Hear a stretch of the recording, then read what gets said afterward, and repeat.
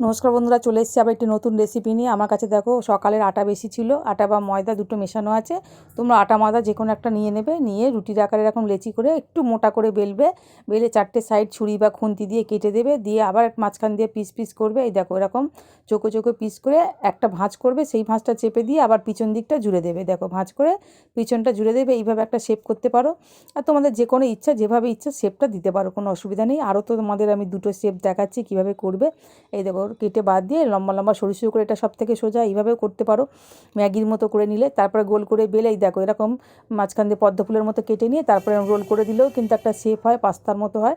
এটা pasta Rolle's যে কোনো কিছু বলতে পারো। এখানে জল বসিয়ে তাতে আমি সাদা তেল দিয়েছি, জলটা গরম হলে আমি পাস্তাগুলো বা নুডলসগুলো ছেড়ে দিলাম।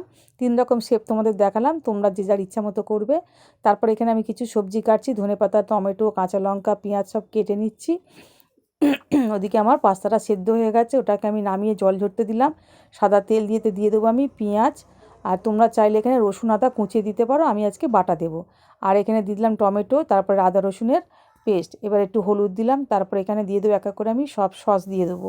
সসটা না দিলেও এটা খেতে ভালো লাগে, সসটা দিলে একটি চাইনিজ ফ্লেভার আসে। Vinegar, soya sauce, tomato sauce, chilli সসটা দেবে, আমি দিতে ভুলে গেছিলাম। আর দিয়ে দিলাম একটু নুন দেবো, আর ওখানে আমি চিকেনের জুস ছিল আমার, সেটা দিলাম, গোলমরিচ দিলাম, ধনেপাতা দিলাম। তোমরা চাইলে ডিম ভেজে ভুজিয়া করে দেবে, আমি একটু